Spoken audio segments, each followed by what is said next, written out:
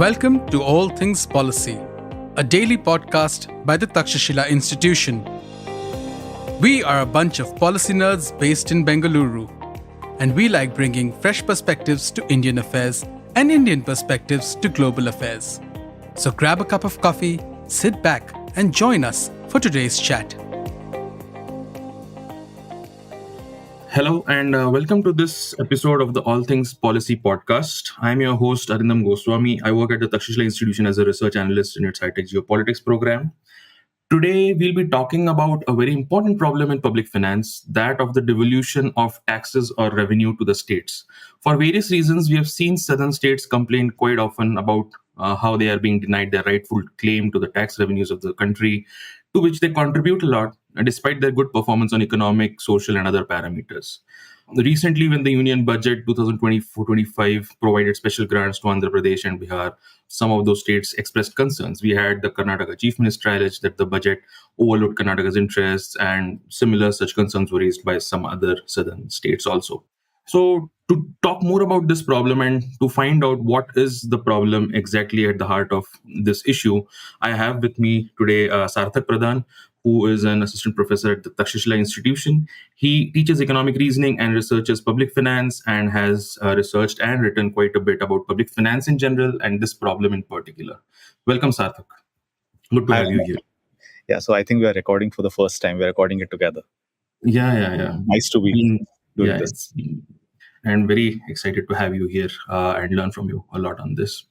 Okay, so at the start itself, I mean, I know this problem is a very complicated one, as public finance or anything that is of an economic nature is generally, right? So very often the conversation diverges towards contentious things like population control and fertility rates and all of that when it comes to the factors that are used to decide on the devolution of taxes, right?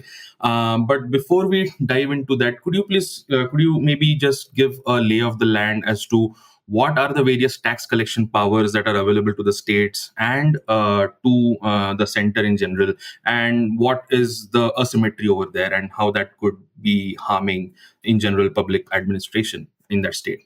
Yeah, thanks, Arindam, for this question. In fact, you use the term harming public interest, right? I would not use the term harming. Let's see, this whatever distribution is there, I would not say this distribution on its own harms or it is problematic. There's something else which might be problematic. So, but let's try to step back, right? First thing, the Constitution assigns certain taxation responsibilities to the different levels of government, right? So, the union government is assigned certain tax responsibilities. The broad-based taxes, income tax, corporation tax, customs, excise, union excise, these are all with the union government, and they have a large base. On the other hand, the state governments are also assigned certain taxation responsibilities, right? Or they can use these, they have that power to tax these particular goods or services. For instance, there is sales tax, there is state excise, there are taxes on vehicles, taxes, duties on electricity. Land also can be used to generate revenue, stamp and registration fees, right? So these are all the different taxation powers that state has. So if you look at these different kinds of taxes, you will observe that the broad-based taxes are with the union, while states does have taxation powers, but the broad-based taxes are not with them. Since you mentioned that there are some responsibilities as well, right? Expenditure responsibilities. Here, if I have to divide, again, the Constitution has different lists, right? Union list, state list, concurrent list. And all these lists have those subjects on which the union can make law, the state can make law, and then concurrent list, both the union and states can make laws. But again, if both make laws, the unions will get that precedence. Now, what are the things that are on the union list? National security, ensuring macroeconomic stability, right? Foreign loans, banking, insurance, interstate trade and commerce, railways, national highways. These are the kind of things that you find on the union list. So basically, the union has responsibility for ensuring these things are in place. Now, when it comes to the states, they are primarily responsible for providing education, health, maintaining the police, law and order, the forests that you see, drinking water, sanitation. These are the things. So most of the things that impact us on a day-to-day basis, directly impact us on a day-to-day basis, again, it is the state's responsibility. I'm not saying union does not have any responsibility. Union's thing also impacts us. Macroeconomic stability is important.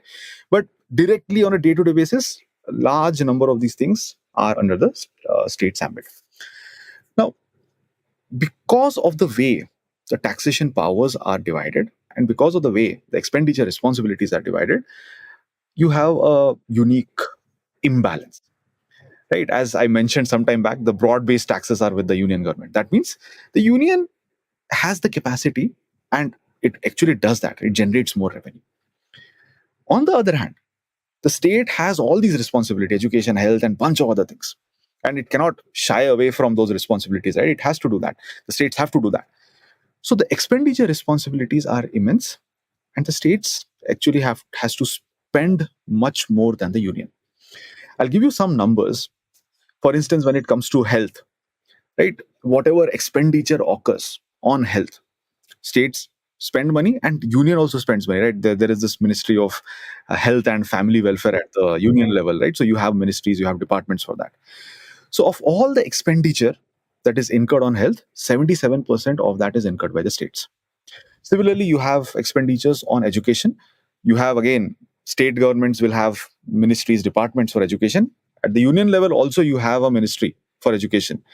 Now, total expenditure that is incurred on education, 75% of that is incurred by the states. And if you look at the broader level, states generate less than 40% of the total revenue that is generated, right, raised by the government, while states spend more than 60% of the total expenditure that is incurred. So they generate less than 40% of the revenue, but their spending responsibility, whatever the constitution assigns them, according to that, if they go and spend, they are spending more than 60% of the total expenditure on the people.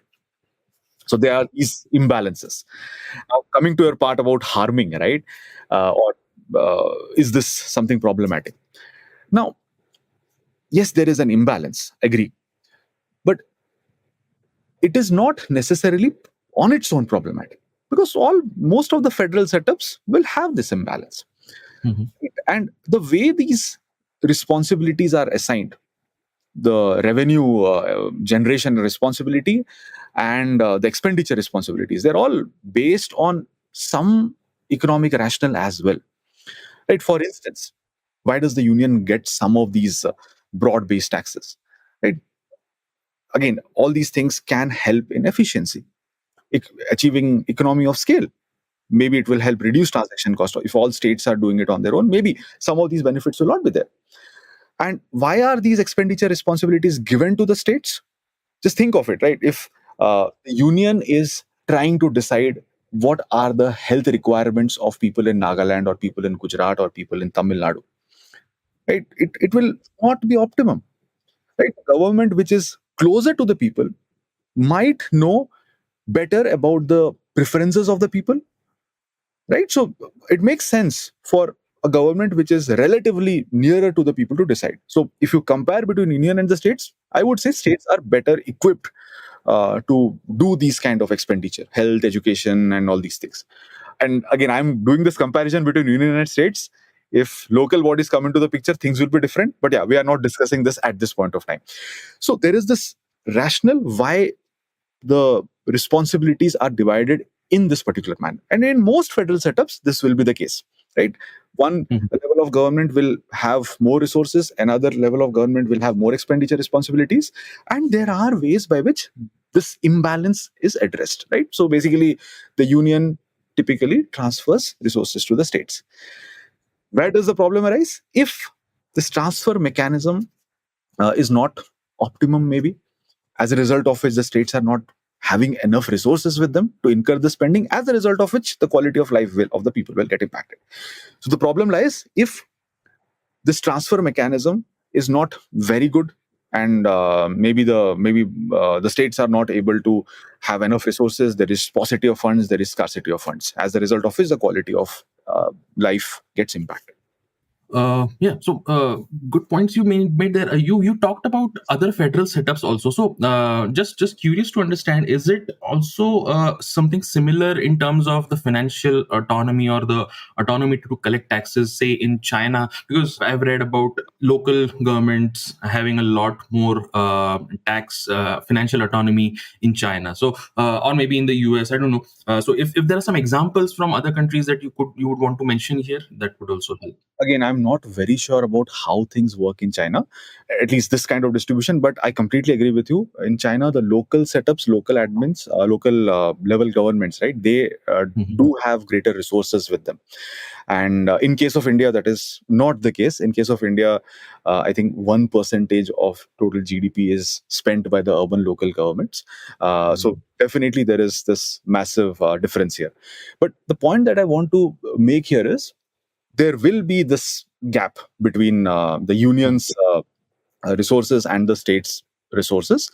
You need to have the right kind of mechanism for transfers. In India also we have mechanisms, by the way. We have the Finance Commission, and every 5 years the Finance Commission recommend transfers from the union to the states so that the states are able to carry out their functions. So right now the 16th Finance Commission is meeting different states, looking at their perspectives, checking their issues, and yeah, we will have their recommendations out soon.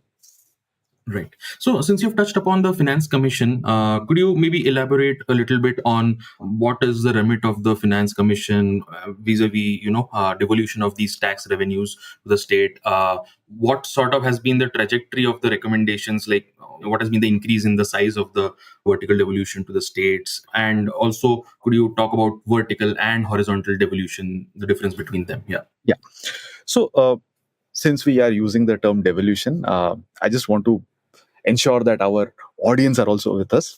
Right. So, devolution basically refers to the transfer of resources, right, from the union to the states. And there are two aspects here, right? This devolution takes care of imbalances, two kinds of imbalances. And since there are two kinds of imbalances, there are two kinds of devolution as well, at least in the context that we are discussing. So there is this vertical imbalance between the union and the states, and the finance commissions decide how much of the taxes that the union governments raise will be shared with the states. The Currently, the 15th Finance Commission, it has recommended that 41% of the tax which is raised by the union should be shared with the states. The 14th Finance Commission had decided it will be 42%, and the 13th Finance Commission had decided it will be 32%. So from 13th to 14th Finance Commission, there was a massive jump from 32% to 40%. And then 15th Finance Commission recommended 41% because, again, there were some changes, right, for Jammu Kashmir, Jammu and Kashmir, Article yeah. 370, right? So as a result of which, it has become 41% now. So this is the way by which you address the vertical imbalance, vertical devolution. Now, that 41% that has been shared with the states, now how it will be divided between states, right? So which state will get how much will Gujarat get or Maharashtra get, how much will Nagaland or Mizoram get, how much will Karnataka or Kerala get? How is that division decided, or how is that distribution decided? Now, again, the finance commissions, they come up with different criteria. For instance, the 15th Finance Commission has mentioned certain criteria: population, and income distance, forest ecology, demographic performance. Various categories, various criteria are there, and again, the weight for each criteria is also decided. And in all these things, income distance has the maximum weightage. That means those states which are poorer, which are uh, further away from states which have the highest gross state domestic product per capita, they are given higher weightage. So maximum weightage is for income distance, and then there are other criteria. So this is how it will be. That horizontal devolution takes place. So equity, income distance is that equity-based criteria. There are speed-based criteria like population, area, right? So and then performance criteria, for instance, demographic performance. So this is how things are. This is how the devolution happens. But you have to keep in mind that this is what the 15th Finance Commission has decided. The 16th Finance Commission can change it. This 41% can increase, it can decrease based on their findings. Also, these parameters and the weight that is given to these parameters, it can also change. Right? And if you look back, right, these things have changed over time. So I know in your op-ed that you had recently written in the print, you had talked about vertical devolution being a very important problem that we need to solve. But before that, could we also talk a bit about why are the southern states complaining a lot? And just today, I believe the Karnataka CM has written to other southern states calling for conclave in Bangalore on this issue. So what is it that they are really complaining about? We'll just touch upon that maybe. Yeah, so the southern states, again, not just the state of Karnataka, right, the other states as well. So the grievance that they have is they're the ones who are generating enough revenue, but they're not getting much in return, and as a result of which there is some sort of scarcity, shortage of funds, which might impact whatever their long-term goals, plans are. This is what the southern states think. And again, this is not something which is new, by the way, right? So this year in the beginning also, some of the states, they said, southern states, right, they staged dharna in Delhi. Right. And this has been going on for a while. Now, this is one way to look at the problem. I would say look at the problem from another lens. Mhm. The lens that I would want us to look at is states, not just the southern states. States in India, they are not having enough resources. And one of the primary reason is there is not enough devolution from the union to the states. As we just saw, the expenditure responsibilities for the states is quite more, right? And they do not, the broad-based taxes are with the union. And the expenditure responsibility really fall on the states. Right. So, and they're not getting enough resources to address that. That vertical imbalance is not being addressed. If that is addressed better, states will have more revenue with them, both the northern states, the southern states, and Right. some of these challenges that you have will not be there. So I would say look at it from that angle, from that lens. Right. And I guess we'll talk next about what are the few options that you have written recently about in your op-ed.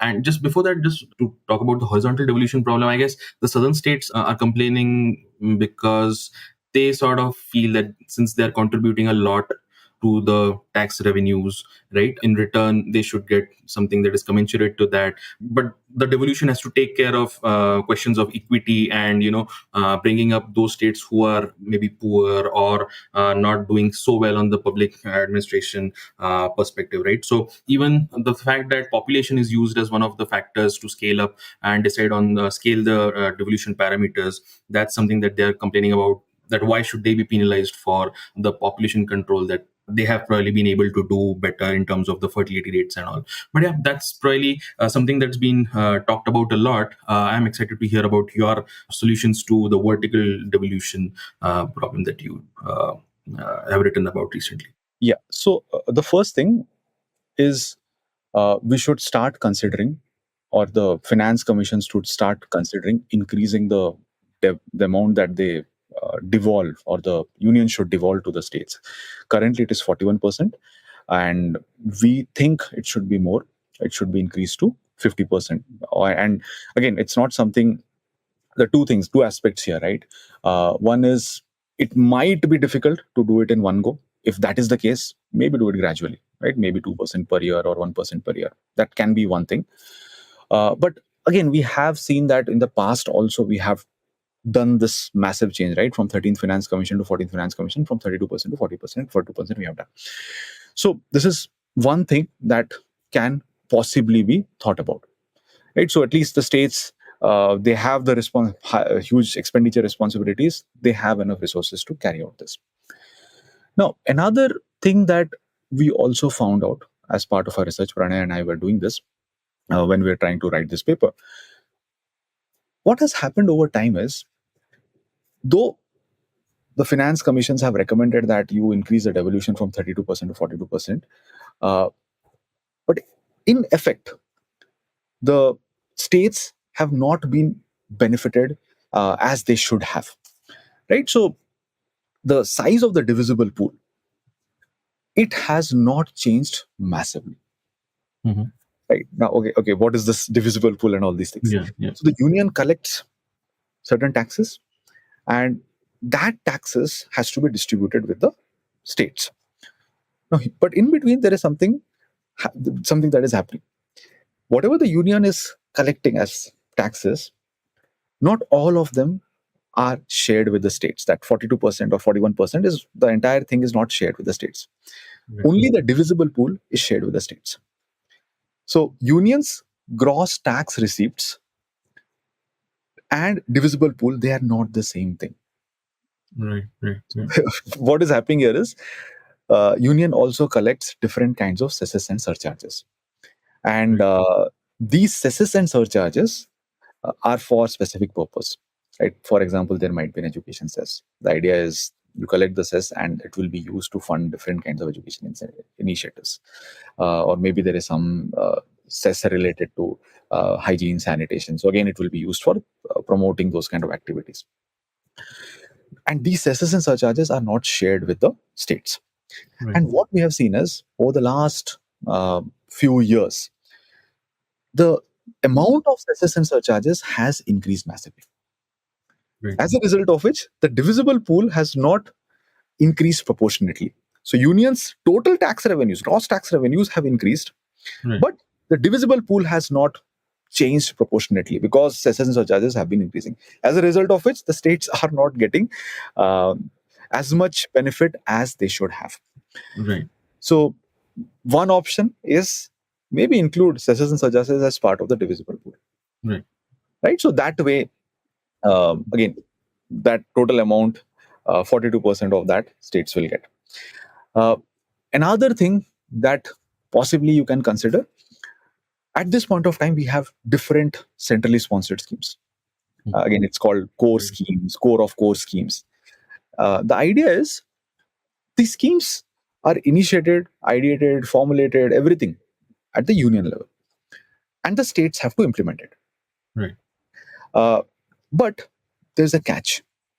The union will contribute a part of it, and the states have to match it. So the tied funds in a particular scheme, the division is 60-40. That means the union has to contribute 60% and the states have to match it. That remaining 40 units, the states have to pay for it. Right. But again, these kind of schemes, we have too many of them. And again, it doesn't make much sense for the union to be engaged in many of these things. For instance, there are these kind of schemes for health, education, and all. And it ideally should be the responsibility of the states. And states know it better. And the reason you have these centrally sponsored schemes is to ensure that you have minimum levels of services for certain kinds of goods or services throughout the length and breadth of the country. So maybe we need to rethink, we need to rationalize some of these things. Maybe limit it to only those particular sectors where there are massive positive externalities. Okay.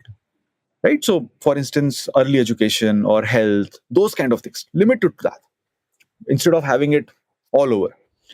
And since the idea is to ensure that you have minimum levels of services for these sectors throughout the length and breadth of the country, those states which are lagging behind, they should get more benefit of it instead of a state which is already doing well.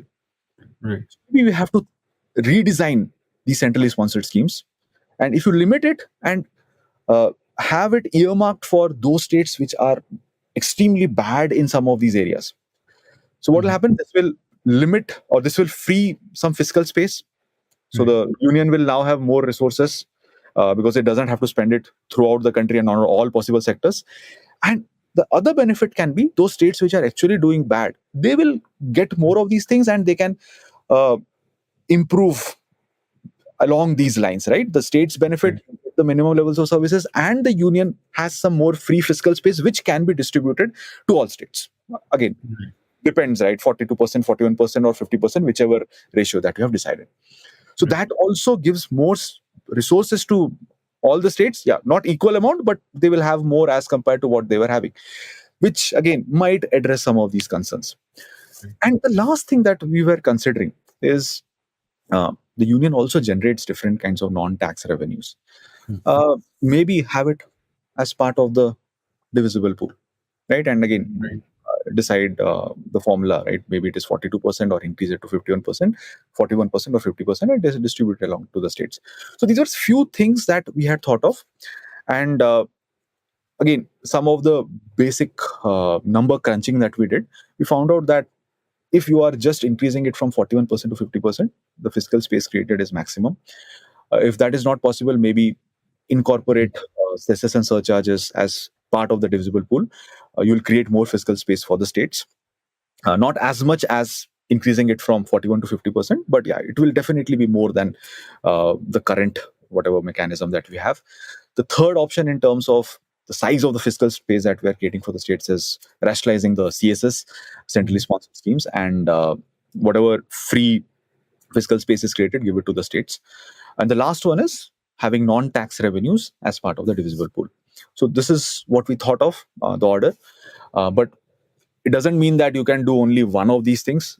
Right. You can also you can combine some of these things together as well. It depends on how much political will is, or how much you are willing to push it. Right.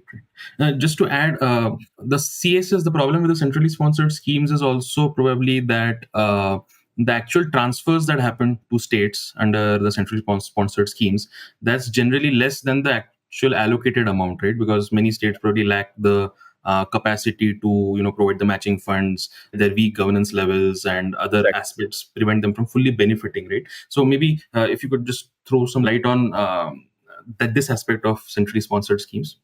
Yeah. So generally, whatever is decided, right, that this much is going to be, or whatever is the allocation amount, and finally the amount that is spent is usually less. So there is a difference in that. I think our paper also highlights, or it refers certain kind of studies, and you can find out some numbers here. So there is this difference here.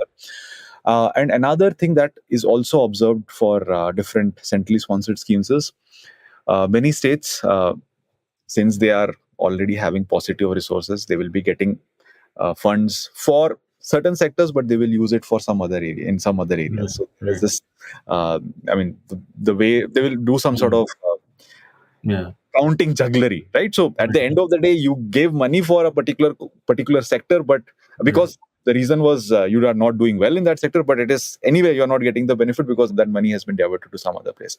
So those kind of issues are also there. I would recommend our audience to refer to this book by Dr. Rao. He talks about some of these things, how this accounting jugglery also happens. So yeah, there are various limitations of these CSS, and there are too many of these centrally sponsored schemes right now.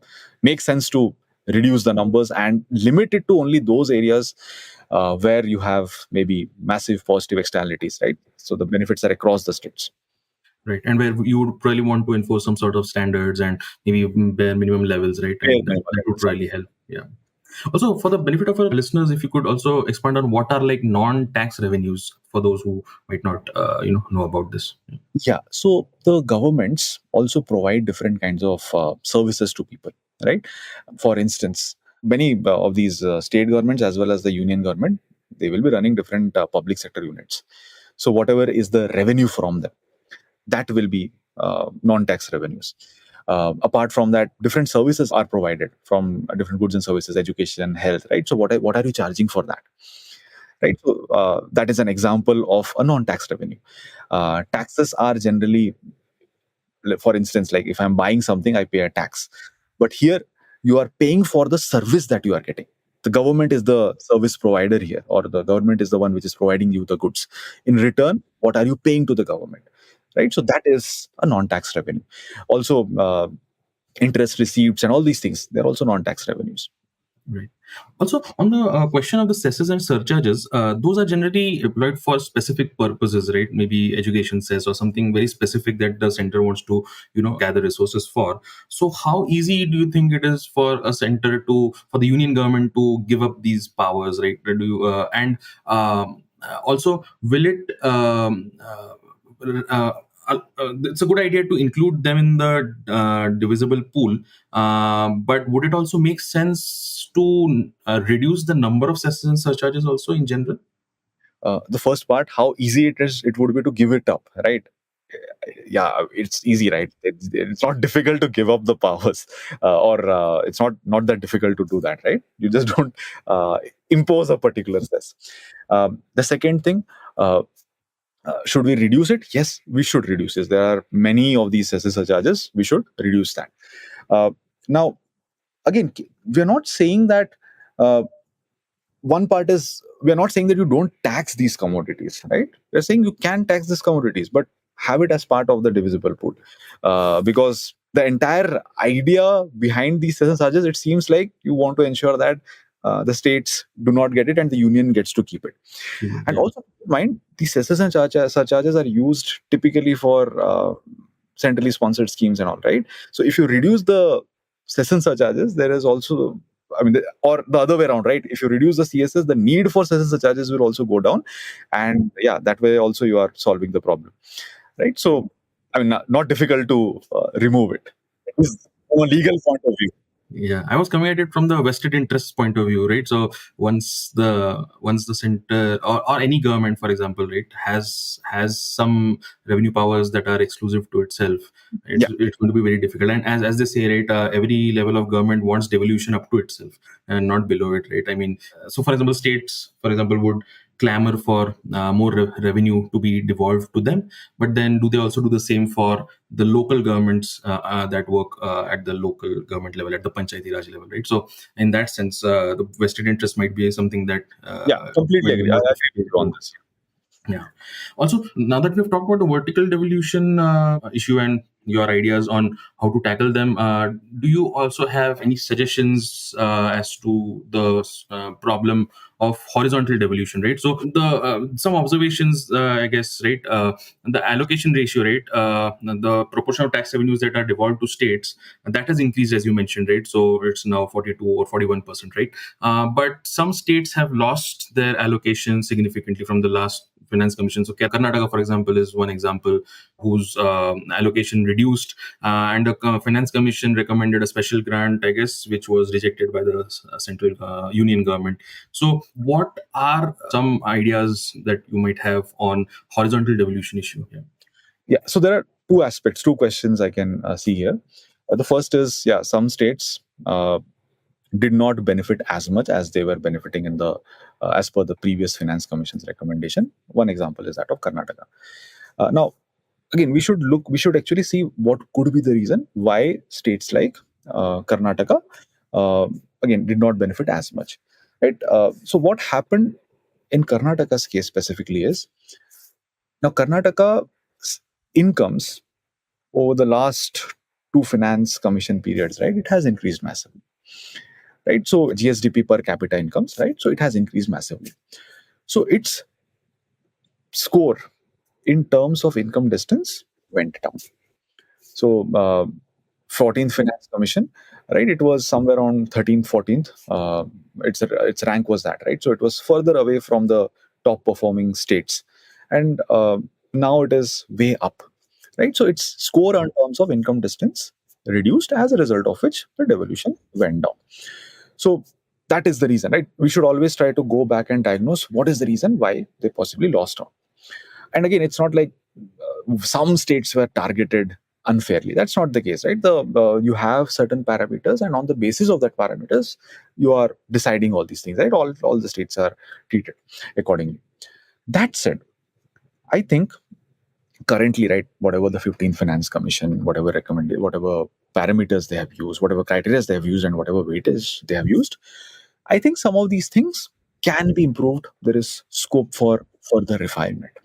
For instance, at this point of time, income distance has a huge weightage, right? So in devolution, income distance, that means those states which are poorer, right? So they get more resources. Makes sense in terms of equity, but also we need to think from another angle, right? We should look at it from another angle. The states which are doing well, the states which are performing exceedingly well, right? The GDP per capita has increased massively. Now, these states are also contributing to revenue, and that is the revenue, again, the nation benefits from that, right? All the other states benefit from it.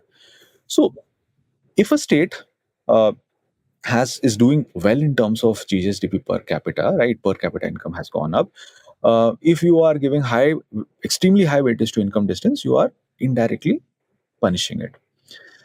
So, and think of it, a state which does well in terms of this, it generates more revenue. These revenues can be used for providing public goods in other states as well.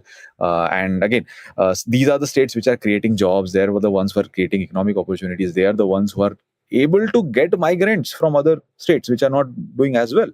And these migrants, again, they are the ones who are earning money in these states and they are sending it back. So other states also get benefited. So maybe don't punish the states for doing well. So I'm not saying income distance should not be a criteria. It should be a criteria, but maybe the weightage can be reduced a bit. The second thing, again, and the last thought that I have when it comes to the criteria is forest and ecology. Now, at this point of time, forest ecology is a criteria. And I think the weightage for forest ecology can be increased further. Why do I say this? Two reasons. Those states which have more forests, right, they are creating positive externalities for other states as well, right? They act as carbon sinks, and apart from that, biodiversity also, right? So they have positive biodiversity related externalities for other states as well. And given that we have certain national goals, net zero goals and all, right, 2070. So these are the states which are helping you achieve that, right? Those states have high green cover and all those things. And at the same time, there is another thing. If you have these forests, there is an opportunity cost, right? Because industrialization and all these things can get impacted. So maybe give more priority to forest ecology, whatever weightage is there right now, maybe increase it. That said, at this point of time, the way we measure green cover, forest cover is also not really great. There are better technologies right now, satellite imagery and all those things. Maybe we should try to use some of these things so that we can get the exact numbers or better, precise numbers of how much each state has as forest cover. Thanks, Sarthak, for this wonderful session and this episode, and I'm sure our listeners will also enjoy it. Thanks for joining us here. Yeah, but to the audience, right, before we wrap up, I don't have any concluding thought as such, but it will be great if you could use this conversation to maybe check your own state's data, how much of your state is dependent on the transfers from the union taxes, how much of the total revenue of your own state is from its own sources, how much of it is on maybe the union, right? What is the split? That can actually give you an idea how much your state is dependent on the union. And maybe this can spark some thoughts. So yeah, this is my concluding thought before we wrap up. Great, Sarthak. Nice talking to you. Thanks. Arindam. Thank you. Thanks to the audience for joining in. If you liked our show, dive into Takshashila's research on technology, strategy, and economic affairs. Check us out at our Twitter handle @Takshashila INST or our website takshashila.org.in.